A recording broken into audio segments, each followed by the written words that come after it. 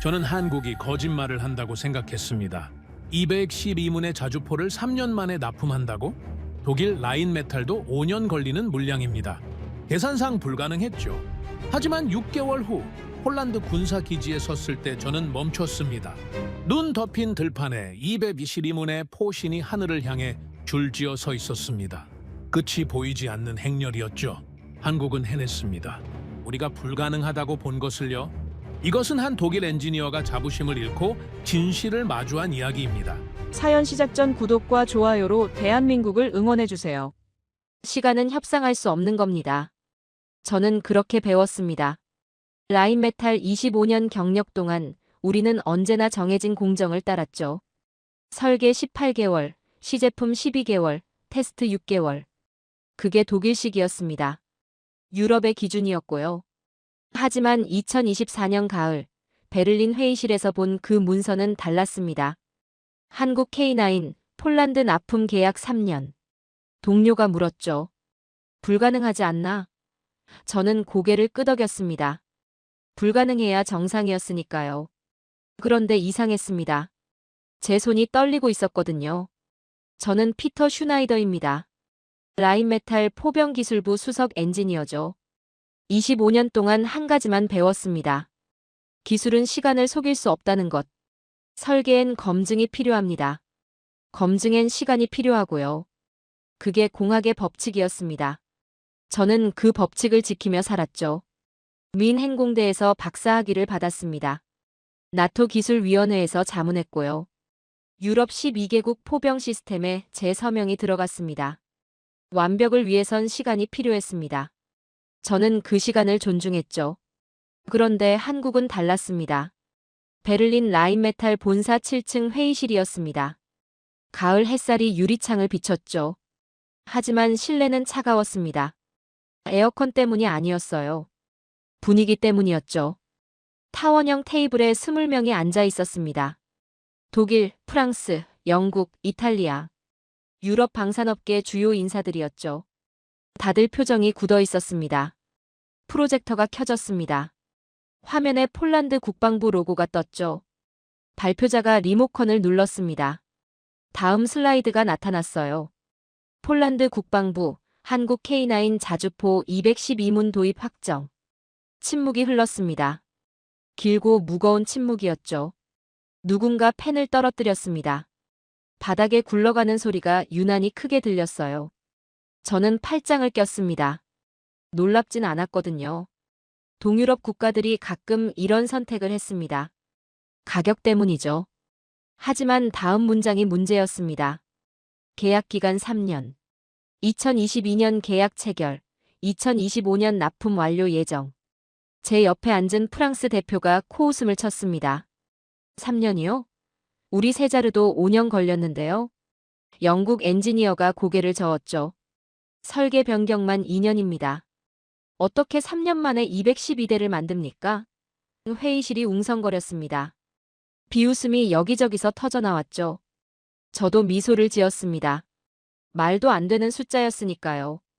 212문의 자주포를 3년 만에요.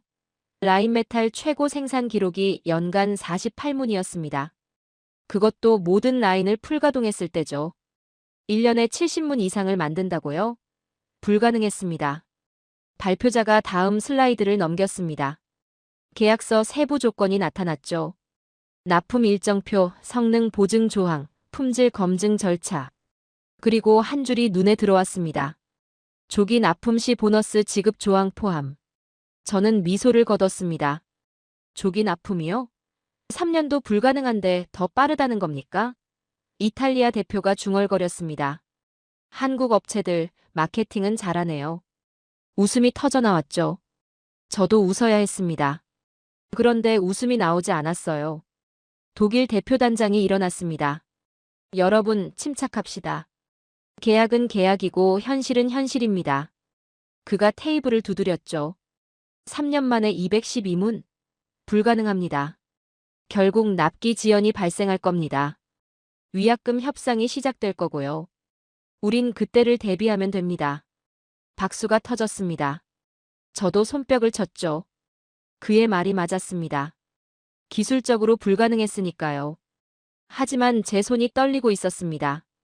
왜 떨리는지 모르겠었어요. 회의가 끝났습니다. 사람들이 하나둘 자리에서 일어났죠. 복도로 나가며 수군거렸습니다.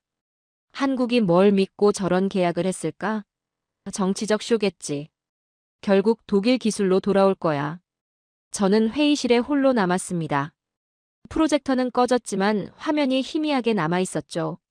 저는 그 화면을 바라봤습니다. 212문. 3년. 조기 납품.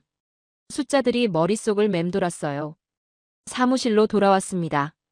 책상에 앉아 계약서 사본을 펼쳤죠. 다시 읽었습니다.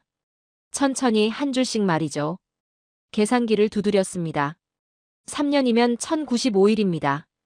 212문을 1095일로 나누면 5.161당 1문이죠. 일주일에 1.4문을 만들어야 합니다. 저는 고개를 저었습니다. 라인메탈에선 한 대 조립에 최소 3주가 걸렸습니다. 부품 조달, 정밀 가공, 조립, 테스트까지 포함하면 한 달이죠. 그게 독일 표준이었습니다. 유럽 전체의 표준이기도 했고요. 한국이 뭘 가지고 있길래요? 마법이라도 부리는 겁니까? 문이 열렸습니다. 동료 엔지니어 토마스가 들어왔죠. 피터, 아까 회의 봤지? 그가 제 책상에 기댔습니다. 한국 애들 완전 허풍이지? 저는 어깨를 으쓱했습니다. 글쎄, 계약은 했으니 뭔가 있겠지. 토마스가 웃었습니다. 있긴 뭐가 있어. 저렴한 가격에 낚인 거야. 폴란드도 알 거야. 결국 납기 못 지킨다는 거. 그가 창밖을 가리켰죠. 저 공장 봐. 우린 70년 동안 여기서 일했어. 완벽한 시스템이지. 한국이 뭐라고 우리를 따라와? 저는 대답하지 않았습니다. 그의 말이 맞다고 생각했거든요. 하지만 뭔가 찜찜했습니다. 조기 납품 조항이 계속 머릿속을 맴돌았죠. 토마스가 나갔습니다. 저는 혼자 남았어요. 모니터를 켰습니다.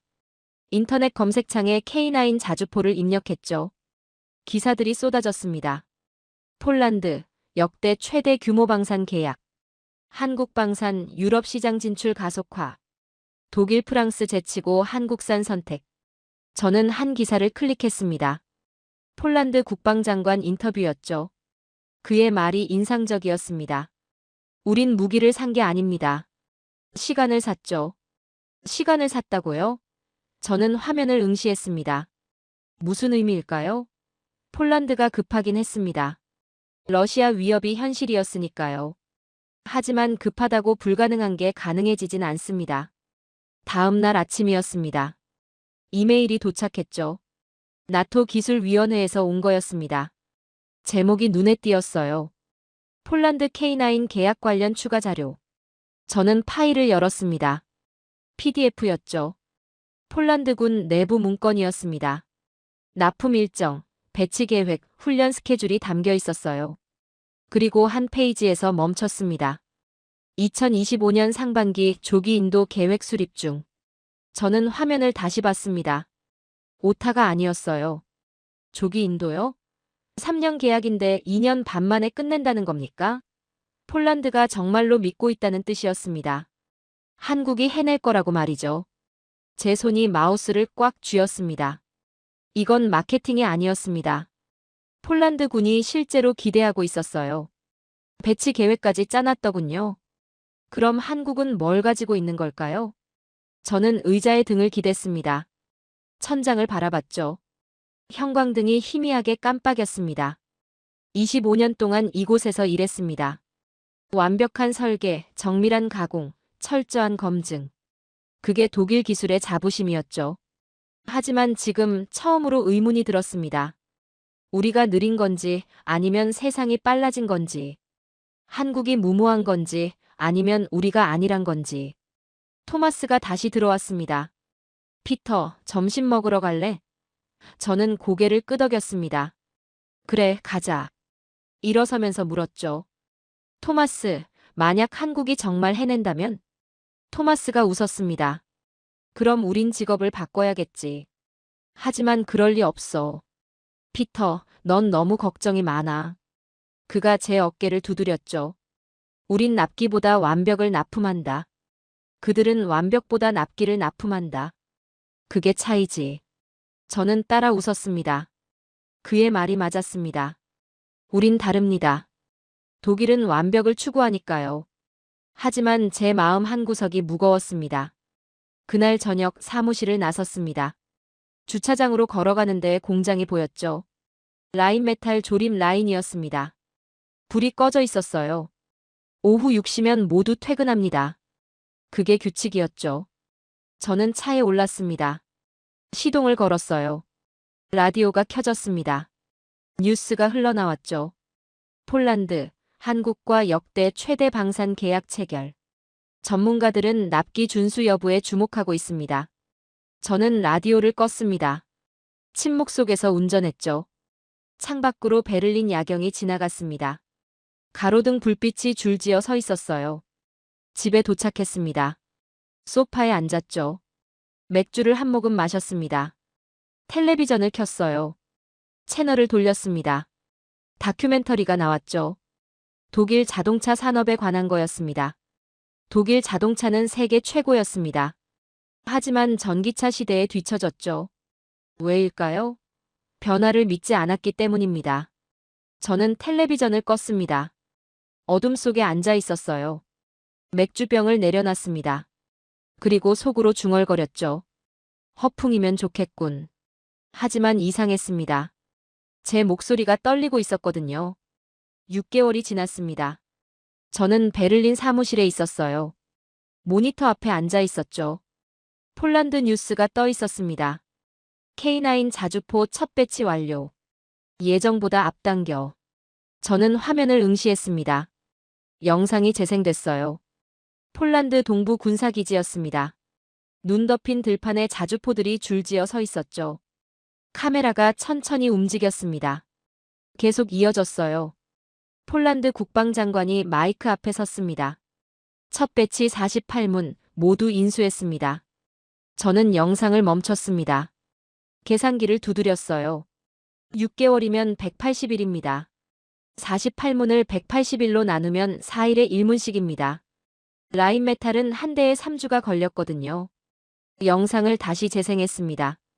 카메라가 자주포 내부를 비췄어요. 계기판, 조종석, 탄약 적재함. 완성품이었습니다.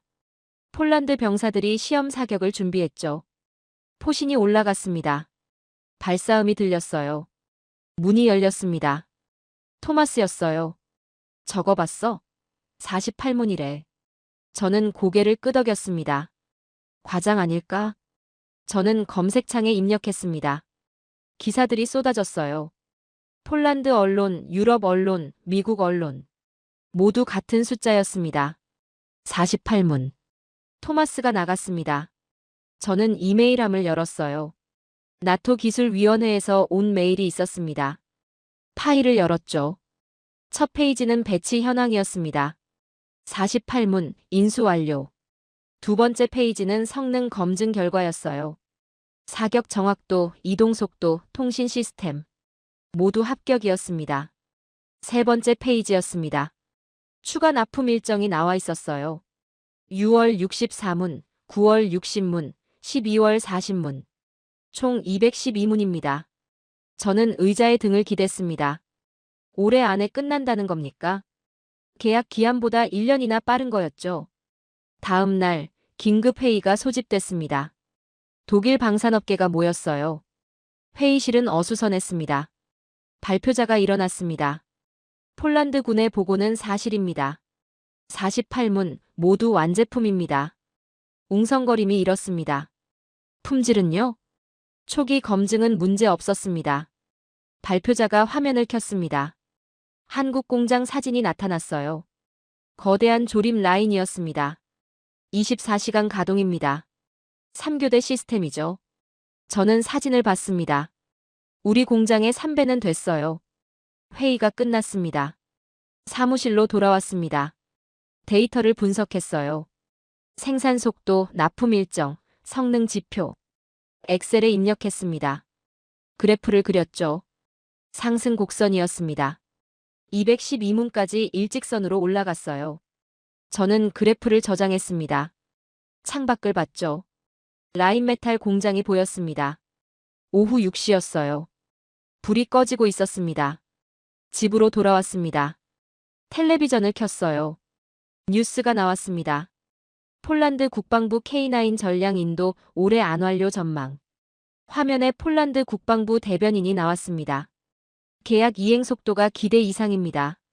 저는 텔레비전을 껐습니다. 서재로 갔어요. 책상에 앉았습니다. 보고서를 열었죠. 한 문장을 추가했습니다. 폴란드 현황 확인, 한국의 납품은 진행 중이다. 우리가 예측한 것보다 빠르다. 저장을 눌렀습니다. 창밖을 봤어요. 베를린 야경이었습니다. 조용했죠. 침대에 누웠습니다. 천장을 봤습니다. 숫자들이 떠올랐어요. 48, 64, 60, 40, 212. 다음 날 아침이었습니다. 출근길에 신문 가판대가 보였어요. 헤드라인이 눈에 띄었습니다. 폴란드 K9 납품 순조, 연내 완료 예정. 사무실에 도착했습니다. 토마스가 있었어요. 피터, 진짜인가 봐. 폴란드가 공식 발표했대. 저는 고개를 끄덕였습니다. 할 말이 없었거든요. 그날 오후 나토에서 보고서가 왔습니다. 제목은 K9 성공 사례 분석이었어요. 3가지 요인이 나와 있었습니다. 24시간 생산 체계, 수직 계열화된 부품 공급망, 실전 환경 기반 설계. 저는 마지막 항목을 다시 읽었습니다. 실전 환경이요. 한국은 휴전선이 있었죠. 그들에게 무기는 이론이 아니었습니다. 저는 보고서를 닫았습니다. 나토 요청이었습니다. 폴란드 현장 확인이었죠. 저는 바르샤바에 도착했어요. 공항에서 폴란드 군 차량이 기다리고 있었습니다. 젊은 장교가 격려했어요. 저는 악수했습니다. 차는 동쪽으로 향했습니다. 도시를 벗어났죠. 들판이 펼쳐졌습니다. 11월의 폴란드였어요. 하늘은 잿빛이었습니다. 눈이 내리기 시작했죠. 3시간을 달렸습니다. 표지판이 보였습니다. 군사구역이었어요. 민간인 출입 금지. 차가 검문소를 통과했습니다. 철조망이 양옆으로 펼쳐졌죠. 저 멀리 건물들이 보였습니다. 기지였습니다. 차가 멈췄습니다. 저는 내렸어요. 차가운 공기가 폐를 찔렀습니다. 영하 5도쯤 됐을 겁니다. 하지만 추위 때문만은 아니었습니다. 뭔가 다른 게 있었죠. 긴장감이었습니다. 장교가 앞장섰습니다. 콘크리트 길을 따라 걸었어요. 눈이 쌓여 있었습니다. 발자국 소리만 들렸죠. 모퉁이를 돌았습니다. 저는 멈췄습니다. 눈앞에 펼쳐진 광경이었습니다. 활주로만 한 넓은 광장이었어요. 그 위에 줄지어 서 있었습니다. 자주포들이요. 끝이 보이지 않을 만큼 많았습니다. 포신들이 하늘을 향해 있었죠. K9이었습니다. 212문 전부였습니다. 저는 천천히 걸어갔습니다. 가까이 다가갔어요. 첫 번째 차량 앞에 섰습니다. 올려다봤죠. 포신이 하늘을 가르고 있었습니다. 155mm 구경이었어요. 6m 길이의 포신이 위압적으로 서 있었습니다. 디젤 냄새가 났습니다. 엔진 오일과 금속의 냄새였죠. 익숙한 냄새였습니다. 하지만 규모가 달랐어요. 하늘을 가르는 포신의 행렬이었습니다. 그건 전쟁이 아니라 산업의 진화였습니다. 212문입니다. 장교가 옆에 섰습니다. 저는 고개를 돌렸어요. 전부입니까? 네. 전량입니다. 그가 팔을 뻗었죠. 줄이 이어졌습니다. 1열, 2열, 3열. 계속 이어졌어요. 포신들이 정렬되어 있었습니다. 마치 열병식 같았죠. 저는 걸어갔습니다. K9에 다가갔어요. 손을 뻗었습니다. 차체를 만졌죠. 차가웠습니다. 하지만 단단했어요. 용접선이 깔끔했습니다. 도장도 완벽했죠. 무릎을 굽혔습니다. 하부를 봤어요. 서스펜션, 트랙, 구동장치. 모두 제자리에 있었습니다. 훌륭했습니다. 라인메탈 기준으로도 합격이었어요. 계속 걸었습니다. 줄을 따라 이동했죠. 10대, 20대, 30대. 계속 이어졌습니다. 50대를 지났습니다. 100대를 지났죠. 포신들이 계속 나타났습니다. 똑같은 형태, 똑같은 각도, 똑같은 위용이었어요. 이건 생산이 아니었습니다. 복제였어요. 완벽한 복제였죠. 차를 탔습니다. 기지 외곽으로 이동했어요. 10분 후 사격장에 도착했습니다. 넓은 들판이었어요. 눈으로 덮여 있었습니다. K9 한 대가 서 있었습니다. 엔진이 가동 중이었죠. 배기구에서 하얀 증기가 피어올랐습니다. 폴란드 병사들이 차량 주변에 있었어요. 저는 관측소로 갔습니다. 유리창 너머로 K9이 보였어요. 포신이 천천히 움직였습니다. 각도를 조정하는 중이었죠. 그리고 멈췄습니다. 정적이 흘렀습니다. 발사음이 터졌습니다. 땅이 흔들렸습니다. 유리창이 떨렸어요. 저는 K9을 봤습니다. 포신에서 연기가 피어올랐죠. 차체는 흔들리지 않았습니다. 안정적이었어요. 모니터에 표시됐습니다. 명중이었습니다. 표적 정중앙이었죠. 포신이 다시 움직였습니다. 재장전 중이었어요. 30초가 지났습니다. 포신이 멈췄죠. 두 번째 발사였습니다. 다시 명중이었습니다. 세 번째, 네 번째도 마찬가지였죠. 연속 사격이었습니다. 간격이 일정했어요. 분당 6발이었습니다. 라인메탈 PGH-2000이 분당 3발이었습니다. K9은 2배였죠. 사격이 끝났습니다. 밖으로 나왔어요. K9에 다가갔습니다. 포신을 만졌죠. 뜨거웠습니다. 하지만 균열은 없었어요. 냉각 시스템이 작동한 겁니다. 장교가 말했습니다. 영하 25도까지 테스트했습니다. 문제 없었죠. 저는 K9을 올려다봤습니다. 포신이 하늘을 향해 있었어요. 엔진의 굉음이 아니라 철판을 때리는 눈발 소리가 들렸습니다. 그리고 그 속에서 나는 독일 기술의 그림자를 보았습니다. 기지로 돌아왔습니다. 사령관실에 안내됐어요. 폴란드 국방부 고위 장교들이 있었습니다. 악수를 나눴죠. 사령관이 말했습니다. 3년입니다. 정확히는 3년 4개월이죠. 212문 전량 인도. 한국은 약속을 지켰습니다. 그가 제 눈을 봤어요. 아니, 약속을 초과 달성했습니다. 저는 고개를 끄덕였습니다. 그들은 시간을 이겼습니다. 사령관이 멈칫했습니다. 한국은 시간을 이겼습니다. 그게 제 결론입니다. 방이 조용해졌습니다. 다들 저를 봤어요. 저는 창밖을 봤습니다. 광장이 보였죠. 212문의 K9이 줄지어 서 있었습니다. 그날 밤 숙소에 돌아왔습니다. 침대에 누웠어요. 창밖으로 기지가 보였습니다. 조명이 켜져 있었죠. K9들이 어둠 속에서 실루엣으로 보였습니다. 저는 눈을 감았습니다. 하지만 포신들이 보였어요. 212개의 포신이 하늘을 향해 있었습니다. 끝없이 이어진 행렬이었죠. 제 손이 떨렸습니다. 이번엔 추위 때문이 아니었어요. 충격 때문이었습니다. 불가능이 현실이 된 순간이었습니다. 저는 노트북을 열었습니다. 보고서를 쓰기 시작했죠. 제목 폴란드 K9 현장 시찰 보고서. 결론 한국은 불가능을 증명했다. 손가락이 키보드 위에서 멈췄습니다. 다시 썼어요. 한국은 우리가 틀렸음을 증명했다. 저는 엔터를 눌렀습니다. 그리고 창밖을 봤어요. 눈이 내리고 있었습니다. K9 위에 하얗게 쌓이고 있었죠. 다음 날 아침이었습니다. 폴란드 장교가 숙소로 찾아왔죠. 박사님, 특별 테스트가 있습니다. 저는 커피를 내려놨어요. 특별 테스트요? 네. 극한 환경 시험입니다. 30분 후 우리는 차에 올랐습니다. 더 동쪽으로 향했죠. 도로가 점점 좁아졌습니다. 눈이 더 많이 쌓여 있었어요. 창밖 온도계가 영하 15도를 가리켰습니다. 오늘은 더 춥습니다. 장교가 말했습니다. 저는 고개를 끄덕였죠. 테스트 장소는 얼마나 춥습니까? 영하 25도쯤 됩니다. 저는 눈을 감았어요.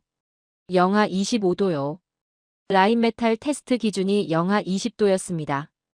1시간을 달렸습니다. 차가 멈췄죠. 도착했습니다. 저는 내렸습니다. 바람이 얼굴을 때렸어요. 숨을 쉴 때마다 폐가 아팠습니다. 영하 25도의 공기였죠. 눈앞에 펼쳐진 건 넓은 설원이었습니다. 끝이 보이지 않았어요. 하얀 지평선만 이어졌죠. 그리고 저 멀리 건물이 보였습니다. 관측소였어요. 저기서 보시면 됩니다. 장교가 관측소를 가리켰습니다. 우리는 걸어갔어요. 눈이 무릎까지 왔습니다. 발을 뗄 때마다 삐걱거렸죠. 5분 후 관측소에 도착했습니다. 문을 열고 들어갔습니다. 따뜻했어요. 히터가 가동 중이었죠. 하지만 공기는 긴장되어 있었습니다. 폴란드 기술자들이 모니터 앞에 앉아 있었어요. 화면엔 숫자들이 깜빡였습니다. 테스트 준비 완료. 한 기술자가 보고했습니다. 저는 창밖을 봤어요. 설원 중앙에 차량들이 보였습니다. 3대였죠. 눈에 덮여 있었습니다. 저게 뭡니까? 제가 물었습니다. 장교가 대답했어요. 자주포입니다. 새 종류죠. 저는 쌍안경을 들었습니다. 확대해서 봤어요. 첫 번째는 독일제였습니다. PGH-2000이었죠. 라인 메탈의 자랑이었습니다. 두 번째는 프랑스제였어요. 세자르였습니다. 세 번째가 K9이었죠. 비교 테스트입니까? 저는 물었습니다. 장교가 고개를 끄덕였어요. 네. 동일 조건에서 성능을 비교합니다. 저는 침을 삼켰습니다. 긴장됐거든요. 테스트 시작. 명령이 떨어졌습니다. 모니터에 타이머가 나타났어요. 카운트다운이 시작됐죠. 5, 4, 3, 2, 1. 첫 번째 차량이 움직였습니다. PGH-2000이었어요. 엔진 시동을 걸었죠. 소리가 들렸습니다. 낮은 굉음이었어요. 하지만 불규칙했습니다. 시동 실패. 기술자가 말했습니다. 저는 화면을 봤어요. 엔진 온도가 표시됐습니다. 영하 18도였죠. 시동이 걸리지 않았습니다. 두 번째 시도였습니다. 다시 소리가 났어요. 끊겼습니다. 세 번째도 마찬가지였죠. 전자계통 오류. 보고가 들렸습니다. 저는 눈을 감았어요. PGH-2000은 실패했습니다. 영하 25도를 견디지 못한 겁니다. 프랑스제 차례였습니다. 세자르가 시동을 걸었죠. 소리가 났습니다. 하지만 역시 끊겼어요. 한 번, 두 번, 세 번. 모두 실패였습니다. 두 대 모두 시동 불가. 기술자가 보고했습니다. 관측소가 조용해졌어요. 다들 세 번째 차량을 봤습니다. K9이었죠. 저는 쌍안경을 들었습니다. K9을 봤어요. 눈에 덮여 있었습니다. 움직임이 없었죠. 얼어붙은 것처럼 보였습니다. K9 시동 시작. 명령이 떨어졌습니다. 저는 숨을 멈췄어요. 정적이 흘렀습니다. 5초, 10초, 15초. 소리가 들렸습니다. 낮고 묵직한 엔진음이었어요. 규칙적이었습니다. 안정적이었죠. K9이 깨어났습니다. 시동 성공. 보고가 들렸습니다. 저는 K9을 봤어요. 배기구에서 하얀 증기가 피어올랐습니다. 엔진이 작동하고 있었죠. 영하 25도에서 말이에요. 포탑 회전 테스트. 다음 명령이었습니다. K9의 포탑이 움직이기 시작했어요. 천천히 하지만 정확하게 말이죠. 좌로 90도, 우로 90도. 멈추지 않았습니다. 포신 각도 조정. 포신이 올라갔습니다. 하늘을 향해 천천히 고개를 들었죠. 45도, 60도, 75도. 정확한 각도였습니다. 저는 화면을 봤어요. 데이터가 표시됐습니다. 엔진 온도, 유압 시스템, 전자 제어 장치. 모두 정상이었습니다.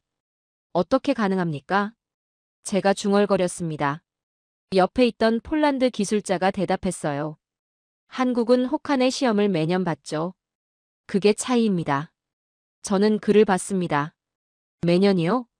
네. 한국 동부는 겨울에 영하 20도까지 내려갑니다. 그들은 그 환경에서 테스트합니다. 저는 고개를 끄덕였어요. 실전 환경이었군요. 발사 준비. 마지막 명령이었습니다. K9의 포신이 멈췄어요. 정확한 각도에서 말이죠. 저는 쌍안경을 내려놨습니다. 맨눈으로 봤어요. 발사음이 터졌습니다. 쾅! 관측소 유리창이 떨렸습니다. 눈보라가 일었어요. K9 주변의 눈이 폭발처럼 흩날렸죠. 하지만 K9은 흔들리지 않았습니다. 명중. 보고가 들렸습니다. 저는 화면을 봤어요. 표적이 표시됐습니다. 정중앙이었죠. 두 번째 발사였습니다. 쾅. 다시 명중이었어요. 세 번째, 네 번째도 마찬가지였습니다. 연속 사격이었죠. K9은 멈추지 않았습니다. 저는 의자에 앉았습니다. 다리에 힘이 빠졌거든요. 화면을 봤어요. PGH-2000과 세자르는 여전히 멈춰 있었습니다. 얼어붙은 철덩이처럼 말이죠. 하지만 K9은 살아 있었습니다. 눈보라 속에서 유일하게 깨어있던 건 한국산 철의 심장이었다. 제가 속으로 중얼거렸습니다. 그게 현실이었어요. 테스트가 끝났습니다. 우리는 밖으로 나갔어요. K9에 다가갔습니다. 엔진이 여전히 가동 중이었죠. 따뜻한 열기가 느껴졌습니다. 저는 엔진실을 봤습니다. 기술자가 뚜껑을 열어줬어요. 증기가 피어올랐죠. 엔진이 뜨겁게 달아올라 있었습니다.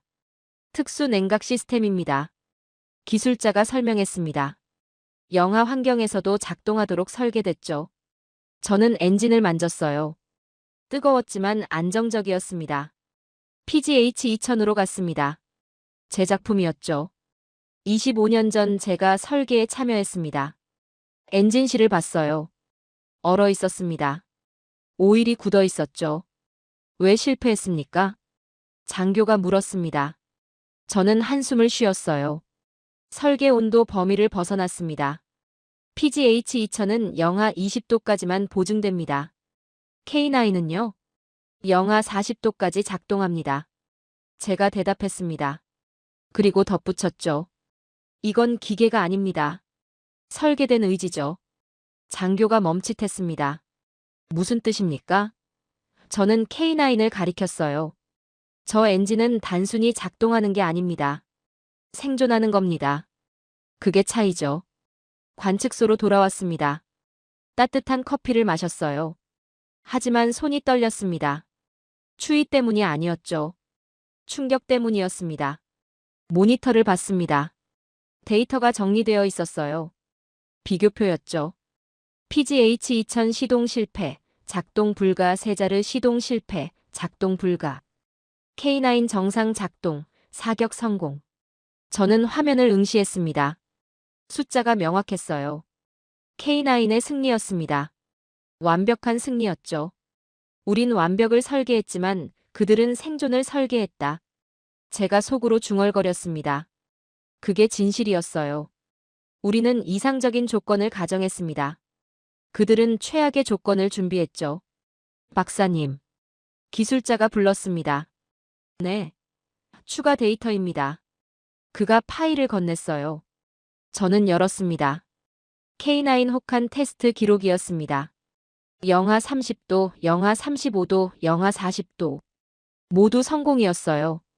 심지어 영하 43도에서도 작동했습니다. 이건 시베리아 수준입니다. 제가 말했습니다. 기술자가 웃었어요. 한국은 시베리아를 준비했죠. 유럽은 유럽만 생각했고요.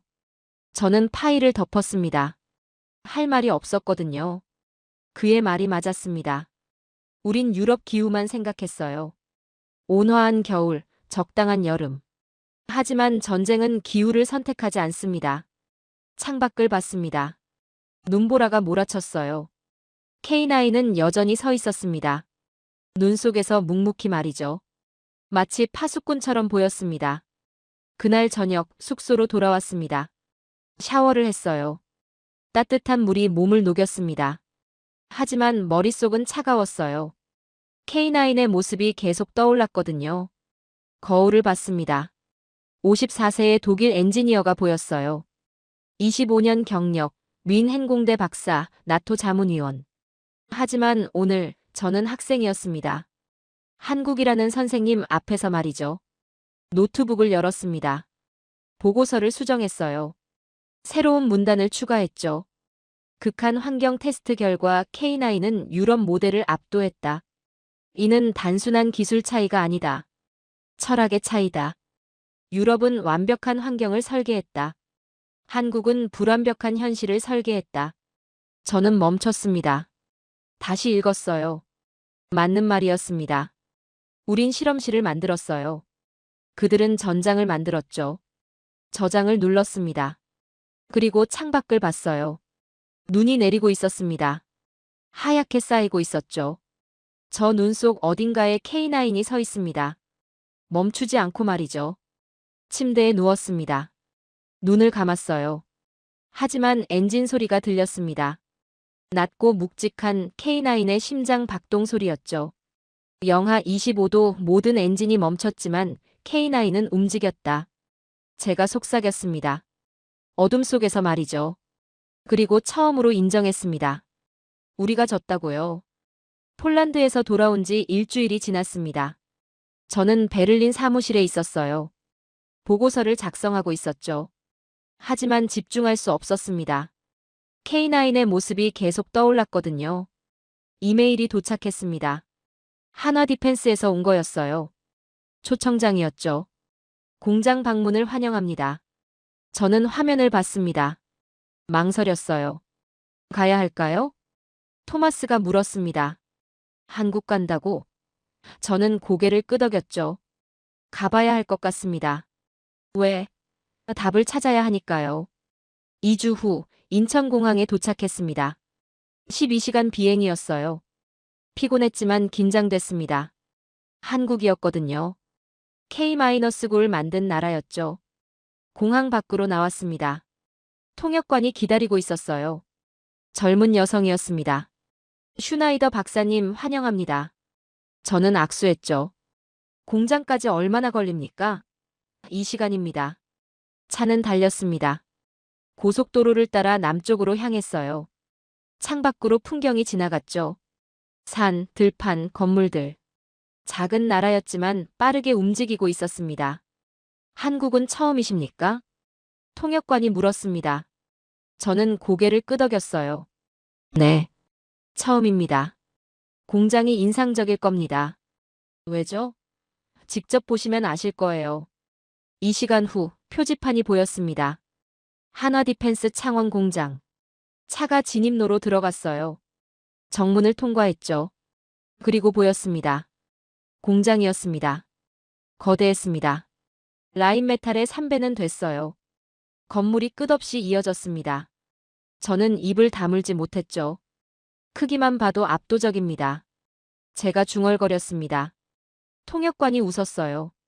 크기는 시작일 뿐입니다. 차가 멈췄습니다. 건물 입구였어요. 안내원이 나왔습니다. 안전모를 건넸죠. 착용해 주십시오. 저는 썼습니다. 문이 열렸습니다. 소리가 들렸어요. 기계음이었습니다. 규칙적이고 리듬감 있었죠. 저는 안으로 들어갔습니다. 조립 라인이었습니다. 끝이 보이지 않았어요. 컨베이어 벨트가 천천히 움직였습니다. K9 차체들이 줄지어 있었죠. 각 스테이션마다 작업자들이 있었습니다. 용접하고 조립하고 검사했어요. 하지만 조용했습니다. 대화가 없었어요. 모두 묵묵히 일했죠. 손동작만 보였습니다. 정확하고 빠른 움직임이었어요. 그들은 시계를 보지 않았다. 저는 속으로 중얼거렸습니다. 실제로 시계를 보는 사람이 없었어요. 대신 서로의 손동작을 봤습니다. 한 사람이 용접을 끝내면 다음 사람이 바로 시작했죠. 멈춤이 없었습니다. 3교대입니까? 제가 물었습니다. 안내원이 고개를 끄덕였어요. 네. 24시간 가동입니다. 쉬지 않습니까? 라인은 쉬지 않습니다. 사람은 교대하죠. 저는 작업자들을 봤습니다. 젊은 남자들이 대부분이었어요. 20대, 30대. 무표정했습니다. 감정이 없어 보였죠. 하지만 눈은 살아 있었습니다. 집중된 눈빛이었어요. 첫 번째 스테이션에 멈췄습니다. 차체 용접 구역이었죠. 불꽃이 튀었습니다. 작업자가 용접봉을 움직였어요. 정확한 각도, 일정한 속도. 기계처럼 움직였습니다. 저 작업자는 몇 년 차입니까? 제가 물었습니다. 5년입니다. 안내원이 대답했어요. 저는 놀랐습니다. 5년이면 중견이죠. 라인메탈이라면 감독자가 될 나이였어요. 하지만 여기선 아직 현장에 있었습니다. 두 번째 스테이션으로 갔습니다. 엔진 조립 구역이었어요. 거대한 디젤 엔진이 크레인에 매달려 있었습니다. 작업자 4명이 차체에 장착하고 있었죠. 손동작이 일치했습니다. 신호 없이 움직였어요. 1번이 볼트를 잡으면 2번이 렌치를 넘겼습니다. 3번이 고정하면 4번이 토크를 확인했죠. 대화가 없었습니다. 눈빛만으로 소통했어요. 훈련이 얼마나 걸립니까? 제가 물었습니다. 6개월입니다. 안내원이 대답했어요. 저는 고개를 저었습니다. 라인메탈은 2년이었거든요. 세 번째 스테이션이었습니다. 전자시스템 구역이었죠. 모니터들이 줄지어 있었습니다. 작업자들이 케이블을 연결하고 있었어요. 색깔별로 정확히 구분했습니다. 한 작업자가 휴식 시간이었습니다. 하지만 앉지 않았어요. 도면을 보고 있었습니다. 다음 작업을 준비하는 중이었죠. 쉬지 않습니까? 제가 물었습니다. 통역관이 그에게 물어봤어요. 그가 대답했습니다. 이게 쉬는 겁니다. 머리를 쓰는 게 손을 쓰는 것보다 편하거든요. 저는 그를 봤습니다. 20대 후반이었어요. 피곤해 보였지만 눈은 맑았습니다. 저는 물었죠. 왜 이렇게 열심히 합니까? 그가 창밖을 가리켰습니다. 저 너머에 북한이 있습니다. 우린 항상 준비해야 해요. 저는 침묵했습니다. 할 말이 없었거든요. 독일은 평화로웠습니다. 70년 동안 전쟁이 없었죠. 하지만 한국은 달랐습니다. 휴전선이 있었어요. 전쟁은 과거가 아니었습니다. 현재였죠. 네 번째 스테이션으로 갔습니다. 포탑 조립구역이었어요. 거대한 포탑이 조립되고 있었습니다. 155mm 포신이 놓여 있었죠. 작업자들이 포신을 들어 올렸습니다. 6m 3톤짜리였어요. 크레인이 천천히 움직였죠. 정확한 위치에 내려놓았습니다. 오차가 없었어요. 정밀도가 얼마입니까? 제가 물었습니다. 1mm 이내입니다. 안내원이 대답했어요. 저는 눈을 감았습니다. 라인메탈 기준이 2mm였거든요. 마지막 구역으로 갔습니다. 엔진 시험실이었어요. 완성된 K9이 있었습니다. 엔진이 가동 중이었죠.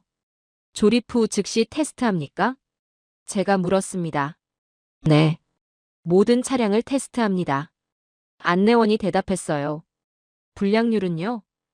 0.3%입니다. 저는 멈칫했습니다. 0.3%요? 라인메탈이 1.5%였습니다. 5배 차이였죠. K9의 엔진이 굉음을 냈습니다. 배기구에서 하얀 증기가 나왔어요. 포탑이 회전했습니다. 좌로, 우로, 다시 중앙으로. 멈추지 않았죠. 기술자가 모니터를 확인했습니다.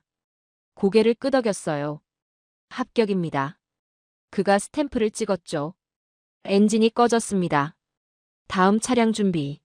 명령이 들렸습니다. 크레인이 움직였어요. 완성된 K9을 옮겼습니다. 새로운 K9이 들어왔죠. 다시 엔진이 켜졌습니다. 멈추지 않는군요. 제가 말했습니다. 네. 멈추면 안 됩니다. 안내원이 대답했어요. 공장을 나왔습니다. 저녁이었어요. 하지만 불이 켜져 있었습니다. 모든 건물에서 말이죠. 야간 교대가 시작된 겁니다. 밤에도 일합니까? 제가 물었습니다. 통역관이 웃었어요. 한국 공장은 잠들지 않습니다. 사무실로 안내됐습니다. 책임 엔지니어를 만났어요. 40대 남자였습니다. 악수를 나눴죠. 이 속도를 어떻게 유지하죠? 제가 물었습니다. 그가 잠시 생각했어요. 그리고 대답했습니다. 우린 전쟁 중이니까요. 저는 멈칫했습니다. 전쟁이요? 지금은 휴전 아닙니까? 그가 고개를 저었어요. 휴전은 평화가 아닙니다. 멈춘 전쟁일 뿐이죠. 저는 그를 봤습니다.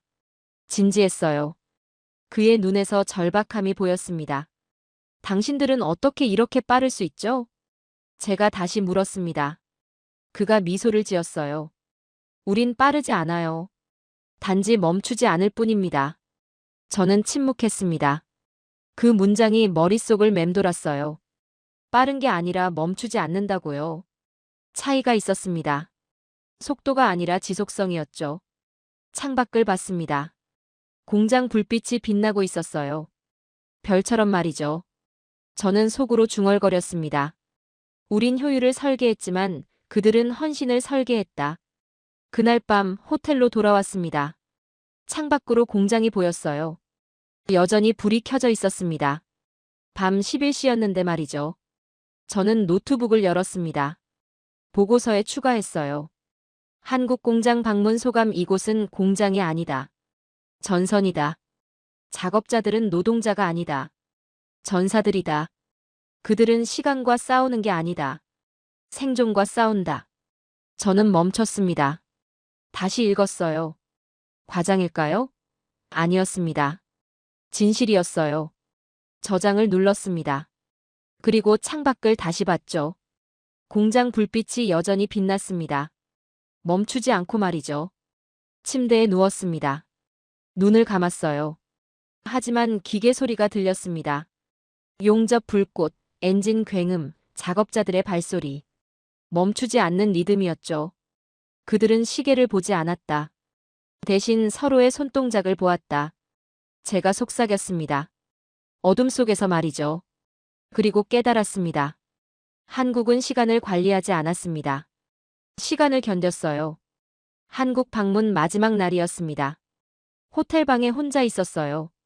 새벽 3시였죠. 잠이 오지 않았습니다. 노트북 앞에 앉아 있었어요. 보고서를 쓰고 있었죠. 창밖을 봤습니다. 공장이 보였어요. 여전히 불이 켜져 있었습니다. 새벽인데도 말이죠. 저는 한숨을 쉬었습니다. 저 불빛이 뭘 의미하는지 이제 알았거든요. 키보드를 두드렸습니다. 문장이 나왔어요. 한국의 성공 요인 1. 24시간 생산 체계 2. 수직 계열화 3. 높은 품질 관리. 저는 멈췄습니다. 뭔가 빠졌어요. 이게 전부가 아니었습니다. 숫자로 설명할 수 없는 뭔가가 있었죠. 삭제를 눌렀습니다. 다시 썼어요. 한국의 성공 요인 속도. 아니었습니다. 속도가 아니었어요. 저는 다시 지웠습니다. 의자에 등을 기댔죠. 천장을 봤습니다. 뭐가 다른 걸까요? 기술이요? 아니었습니다. 독일 기술도 뛰어났어요. 시스템이요? 그것도 아니었습니다. 우리도 시스템이 있었죠. 그럼 뭐가 다른 거죠? 문득 떠올랐습니다. 오늘 본 장면들이요. 용접하던 젊은 작업자. 도면을 보던 엔지니어. 엔진을 조립하던 팀. 그들의 눈빛이 떠올랐어요. 그들은 시계를 보지 않았다. 제가 중얼거렸습니다. 맞았어요. 그들은 시계를 안 봤습니다. 대신 뭘 봤죠? 서로를 봤습니다. 다음 작업자를 봤어요. 완성될 K9을 봤죠. 키보드로 돌아왔습니다. 새로운 문장을 썼어요. 한국의 성공 요인 신뢰. 손가락이 멈췄습니다. 신뢰요? 맞는 말일까요? 저는 창밖을 다시 봤습니다. 공장 불빛이 반짝였어요. 노크 소리가 들렸습니다. 누구죠? 새벽 3시예요. 저는 문을 열었습니다. 한국 엔지니어였어요. 오늘 만났던 그 책임자였죠. 박사님, 불 켜진 걸 봤습니다. 방해됐나요? 저는 고개를 저었습니다. 아닙니다. 들어오시죠. 그가 들어왔어요. 창가로 갔습니다. 공장을 봤죠. 보고서 쓰고 계십니까? 그가 물었습니다. 저는 고개를 끄덕였어요. 네. 하지만 막혔습니다. 왜죠? 설명할 수 없어서요. 당신들의 속도를 말이죠. 그가 미소를 지었습니다. 속도요? 네. 어떻게 이렇게 빠를 수 있는지 이해가 안 됩니다. 그가 창밖을 가리켰습니다. 저 불빛 보이십니까? 저는 봤어요. 네. 저건 뭐라고 생각하십니까? 저는 대답했습니다. 야간 작업 불빛이죠. 그가 고개를 저었어요. 아닙니다. 그럼 뭡니까? 약속의 불입니다. 저는 그를 봤습니다. 약속의 불이요? 그가 설명했어요. 저 불빛은 납기일을 지키기 위한 게 아닙니다. 약속을 지키기 위한 거죠. 폴란드와의 약속, 우리 자신과의 약속, 그리고 생존을 위한 약속입니다. 저는 침묵했습니다. 그의 말을 곱씹었어요. 약속이요. 속도는 기술이 아니라 문화였군요. 제가 말했습니다. 그가 고개를 끄덕였죠. 맞습니다. 우린 빠른 게 아니에요. 단지 약속을 중요하게 여길 뿐입니다. 저는 창밖을 다시 봤습니다. 공장 불빛이 달리 보였어요. 이제 이해했습니다. 저건 단순한 작업 불빛이 아니었어요. 신념의 불빛이었죠. 박사님. 그가 불렀습니다. 네. 한 가지 말씀드려도 될까요? 물론입니다. 그가 창밖을 봤습니다. 그리고 말했어요. 우린 약속을 어기면 나라가 무너졌던 시절을 살았거든요. 저는 그를 봤습니다. 진지했어요. 그의 눈빛에서 뭔가 보였습니다. 절박함이었어요. 그가 계속 말했습니다. 1950년 우린 전쟁을 겪었습니다. 나라가 반으로 갈라졌죠. 1960년대엔 세계 최빈국이었어요. 하지만 우린 약속했습니다. 다시는 약하지 않겠다고요. 저는 숨을 멈췄습니다. 그가 말을 이었어요. 그래서 우린 만듭니다. 빠르게 말이죠. 늦으면 기회를 놓치거든요. 늦으면 다시 약해지니까요. 그게 우리가 빠른 이유입니다. 저는 고개를 숙였습니다. 할 말이 없었어요. 독일은 70년 동안 평화로웠습니다. 우린 시간이 충분했죠. 하지만 한국은 달랐습니다. 그들에겐 시간이 없었어요. 이해가 됩니까? 그가 물었습니다. 저는 고개를 끄덕였어요. 네. 이제 이해합니다. 그가 일어났습니다. 늦었네요. 쉬십시오. 저는 악수를 청했어요. 감사합니다. 제가 몰랐던 걸 알려주셨습니다. 그가 문을 열었습니다. 나가기 전에 한마디 더 했어요. 박사님, 독일도 훌륭합니다. 단지 우리가 더 급했을 뿐이죠. 문이 닫혔습니다. 저는 혼자 남았어요. 창가로 갔습니다. 공장을 봤죠. 불빛이 여전히 켜져 있었습니다. 저는 노트북으로 돌아왔습니다. 보고서를 다시 열었어요. 모든 걸 지웠습니다. 그리고 새로 썼죠. 한국 방문 결론. 한국은 시간을 단축한 게 아니라 신뢰를 앞당겼다. 그들의 속도는 기술이 아니다. 문화다. 생존에서 나온 문화다. 우리는 완벽을 위해 시간을 썼다. 그들은 약속을 위해 시간을 견뎠다.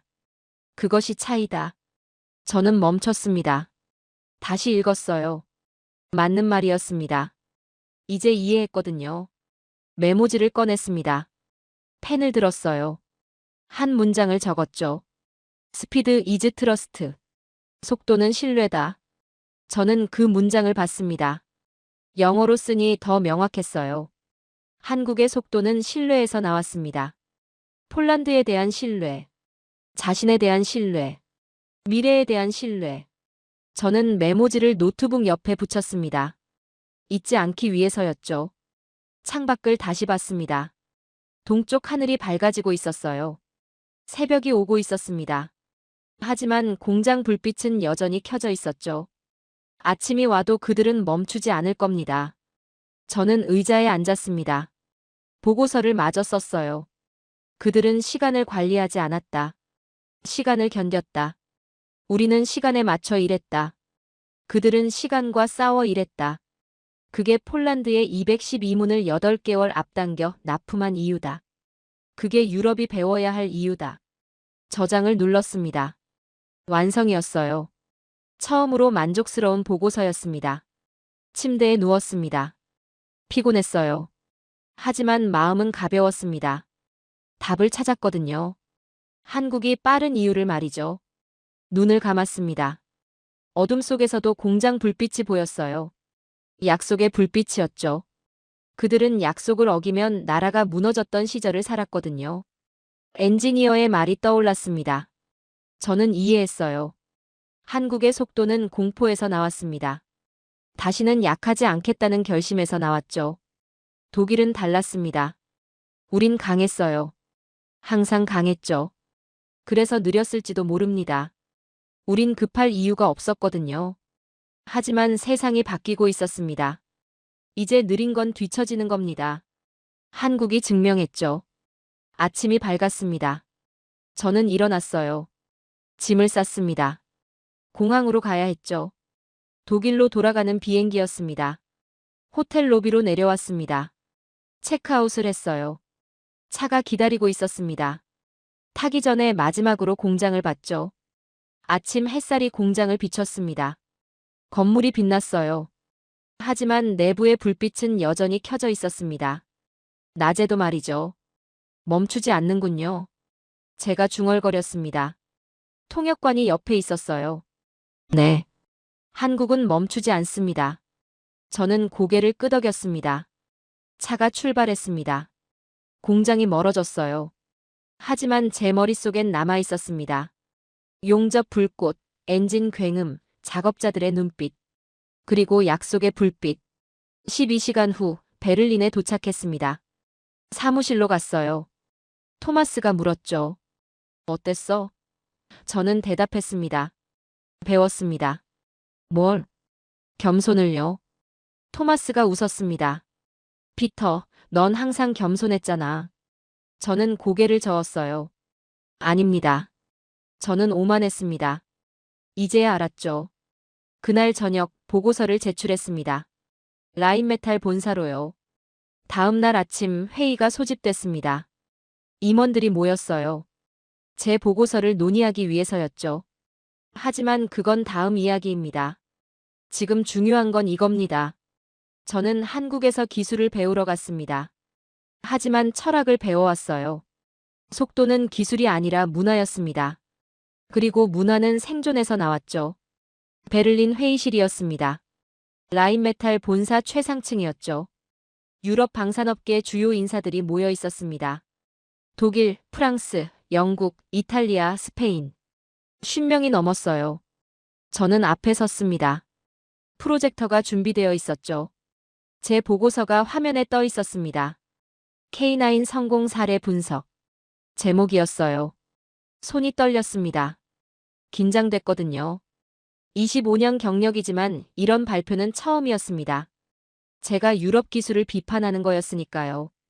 사회자가 소개했습니다. 피터 슈나이더 박사, 한국 현장 시찰 보고입니다. 박수가 터졌어요. 저는 심호흡했습니다. 여러분, 제가 시작했습니다. 저는 폴란드와 한국을 다녀왔습니다. 그리고 충격을 받았습니다. 조용해졌습니다. 모두가 저를 봤어요. 저는 계속했죠. 한국은 212문을 납품했습니다. 계약보다 8개월 빨랐어요. 우리는 이게 불가능하다고 했습니다. 하지만 그들은 해냈죠. 첫 슬라이드를 넘겼습니다. 폴란드 기지 사진이 나타났어요.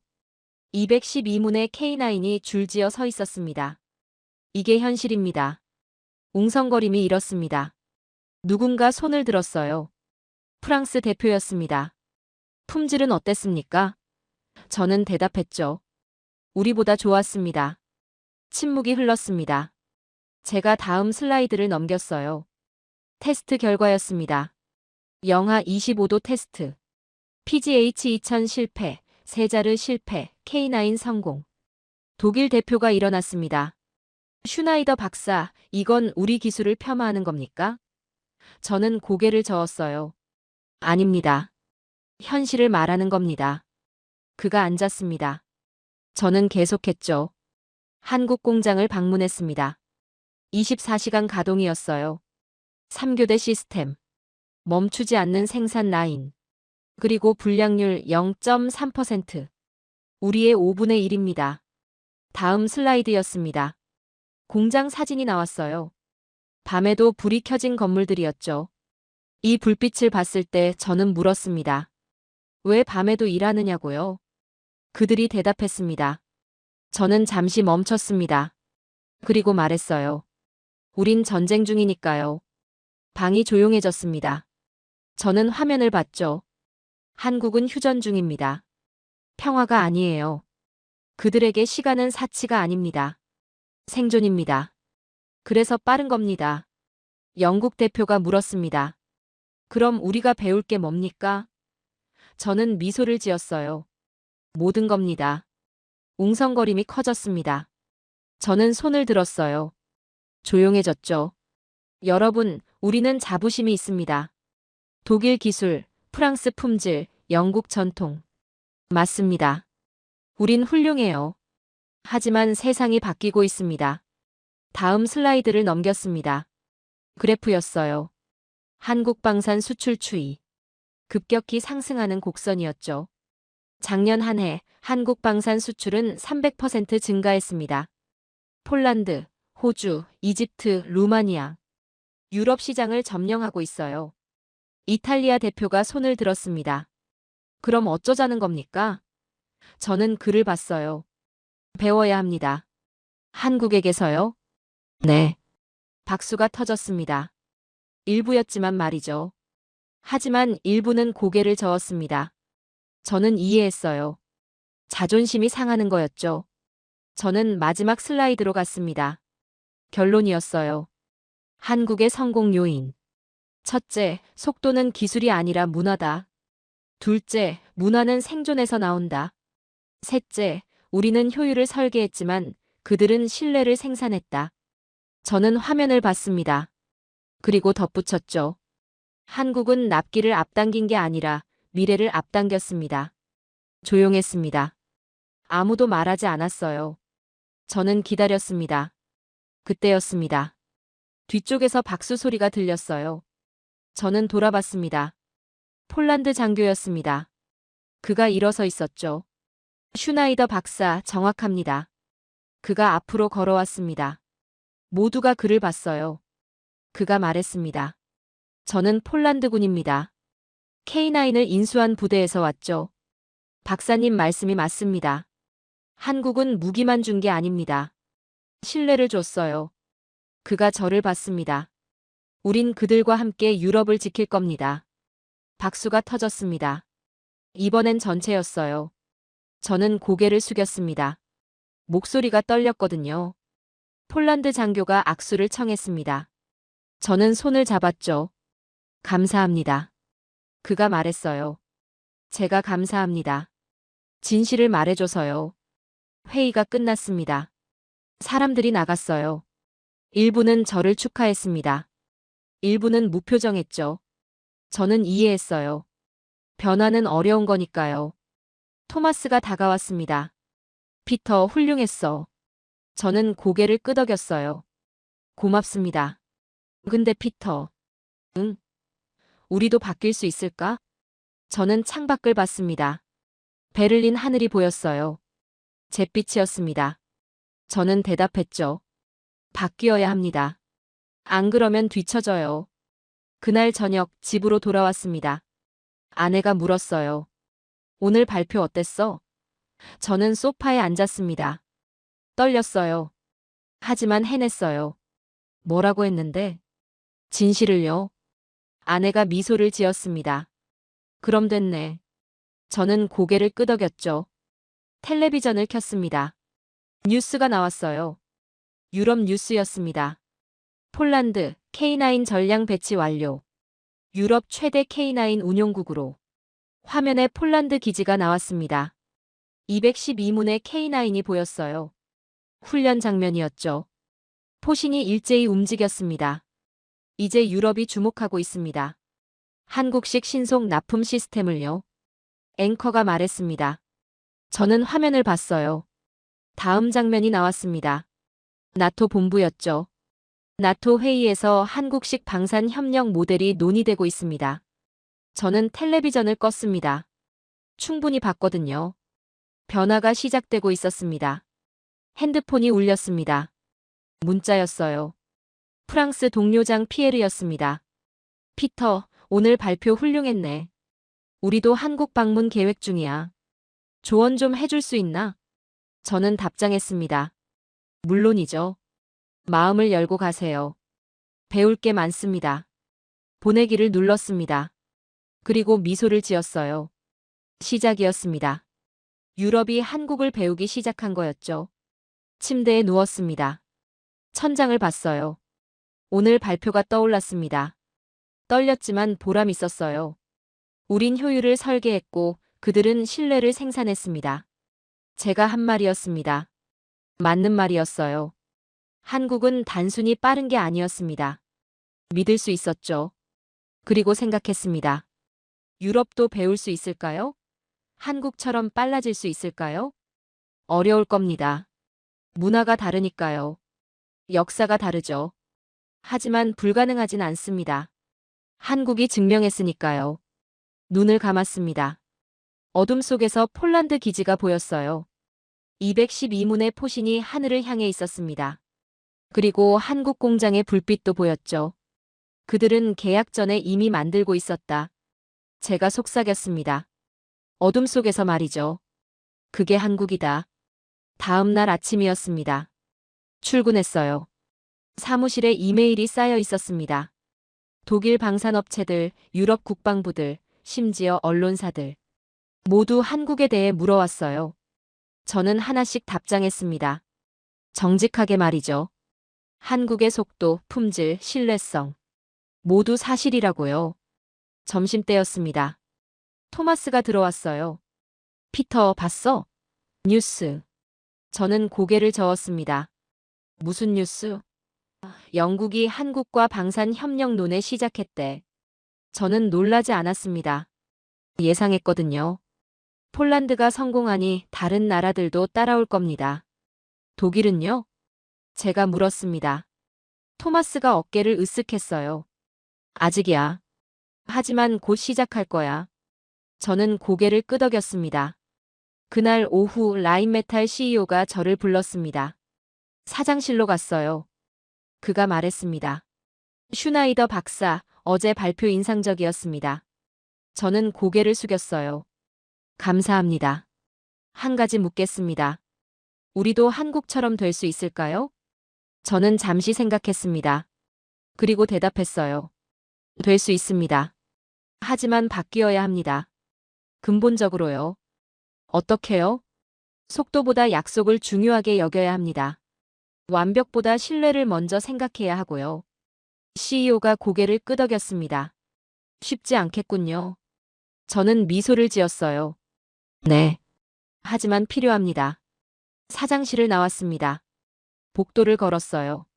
창밖으로 라인메탈 공장이 보였습니다. 조용했어요. 오후 오시면 문을 닫으니까요. 그리고 생각했습니다. 한국 공장은 지금도 돌아가고 있을 겁니다. 밤이든 낮이든 말이죠. 저는 속으로 중얼거렸습니다. 이제 유럽이 그들을 따라갈 차례다. 몇 달이 흘렀습니다. 저는 베를린 사무실에 있었어요. 모니터 앞에 앉아 있었죠. 유럽 뉴스 채널이 켜져 있었습니다. 화면에 영국 국방부가 나왔습니다. 기자회견이었어요. 국방장관이 발언하고 있었습니다. 우리는 한국의 방산 생산 시스템을 면밀히 검토하고 있습니다. 다음 화면이었습니다. 프랑스 무기개발청이었죠. 연구팀이 회의하는 장면이었습니다. 자막이 떠올랐어요. 프랑스 신속 납품 시스템 연구 착수. 독일 장면도 나왔습니다. 라인메탈 본사였어요. 임원 회의실이었습니다. 독일 방산업계 생산 효율화 방안 논의. 저는 화면을 봤습니다. 움직이고 있었어요. 유럽이 말이죠. 모니터를 껐습니다. 일어나서 창밖을 봤어요. 라인메탈 공장이 보였습니다. 오후였습니다. 작업이 진행되고 있었죠. 하지만 저녁이 되면 멈출 겁니다. 항상 그랬으니까요. 책상으로 돌아왔습니다. 이메일함을 열었어요. 나토에서 온 메일이 있었습니다. 브뤼셀 포럼 초청이었죠. 주제는 방산 협력 혁신이었습니다. 수락 답장을 보냈습니다. 문이 열렸습니다. 동료 엔지니어들이 들어왔어요. 3명이었습니다. 젊은 기술자들이었죠. 한 명이 말했습니다. 박사님, 다음 주 한국 출장 갑니다. 저는 고개를 끄덕였어요. 공장 견학이죠. 잘 보고 오세요. 그들이 나갔습니다. 저는 다시 혼자 남았어요. 그날 저녁 집으로 돌아왔습니다. 텔레비전을 켰죠. 독일 공영방송이었습니다. 폴란드 뉴스가 나왔습니다. 넓은 들판이 보였어요. 공사 현장이었습니다. 중장비들이 움직이고 있었죠. 자막이 나타났습니다. 한화 디펜스 폴란드 공장 착공식. 카메라가 움직였습니다. 양국 관계자들이 서 있었어요. 폴란드 국방부 고위 인사들, 한국 기업 임원들. 그들이 삽을 들었습니다. 첫 삽을 떴죠. 현장이 박수로 가득 찼습니다. 다음 장면이었습니다. 폴란드 군사기지였어요. K9들이 도열해 있었습니다. 훈련 중이었죠. 포병 지휘관이 화면에 나왔습니다. 212문 모두 정상 작전 중입니다. 카메라가 K9을 비췄습니다. 포신이 움직였어요. 목표물을 향했습니다. 발사 명령이 떨어졌죠. 쾅! 포성이 울렸습니다. 목표물이 명중됐어요. 연기가 피어올랐습니다. 저는 화면을 봤습니다. 몇 달 전 그곳에 있었어요. 눈 덮인 들판에서 212문을 봤습니다. 그리고 지금 그들은 훈련하고 있었죠. 실전처럼 말이에요. 뉴스가 끝났습니다. 저는 텔레비전을 껐어요. 서재로 갔습니다.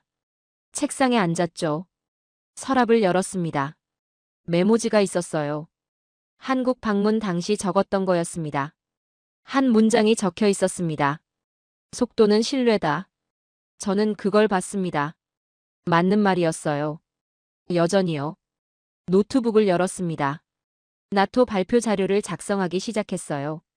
타이핑했습니다. 문장들이 나왔죠. 폴란드 현장, 한국 공장, 테스트 결과, 생산 시스템. 경험한 것들을 썼습니다. 1시간이 지났습니다. 마지막 부분이었어요. 결론을 써야 했습니다. 창밖을 봤습니다. 밤이었어요. 베를린 거리에 불이 켜졌습니다. 조용했죠. 저 멀리 지구 반대편에서는 다를 겁니다. 한국 공장은 지금도 돌아가고 있을 테니까요. 밤이든 낮이든 말이죠. 키보드로 돌아왔습니다. 마지막 문단을 썼어요. 나는 독일의 엔지니어로서 한국을 기술로 평가하려 했다. 하지만 그들이 보여준 건 기술이 아니라 의지였다. 혹한 속에서도 멈추지 않는 공장, 밤에도 불이 꺼지지 않는 라인, 그리고 계약보다 먼저 움직이는 사람들. 한국은 시간을 단축한 게 아니라 약속을 앞당겼다. 그날 이후 나는 한 가지 확신을 가지게 되었다. 진정한 강국은 빠른 나라가 아니라 약속을 지키는 나라다. 저장을 눌렀습니다. 의자에 기댔어요. 천장을 봤습니다. 폴란드 평원이 떠올랐습니다. 눈밭에 줄지어 서 있던 212문의 포신들이요. 하늘을 향해 있었죠. 웅장했습니다. 한국 공장도 떠올랐습니다. 밤에도 켜져 있던 불빛들. 용접 불꽃, 작업자들의 손놀림, 멈추지 않는 컨베이어 벨트. 그들의 불빛은 납기일이 아니었습니다. 약속이었죠. 노트북을 닫았습니다. 불을 껐어요. 침대에 누웠습니다. 눈을 감았죠. 어둠 속에서 폴란드 들판이 보였습니다. 저 멀리 포신들의 실루엣이 빛나고 있었어요. 유럽이 배우고 있었습니다. 한국이 증명했으니까요. 속도는 기술이 아니라 문화라는 것을요. 그리고 문화는 절박함에서 나온다는 것을요. 이제 유럽이 따라갈 차례입니다. 오늘 사연에 대한 여러분의 생각을 댓글로 남겨주세요. 오늘 들려드린 사연에 공감하셨다면 구독과 좋아요 눌러주시고 주변 분들과도 공유해주세요. 여러분의 작은 관심과 응원이 영상 제작에 큰 힘이 됩니다. 오늘도 여러분의 하루의 작은 즐거움이라도 되었기를 바라며 지금까지 감동뭉클이었습니다. 끝까지 시청해주셔서 감사합니다. 다음에 더 감동적인 사연으로 찾아뵙겠습니다.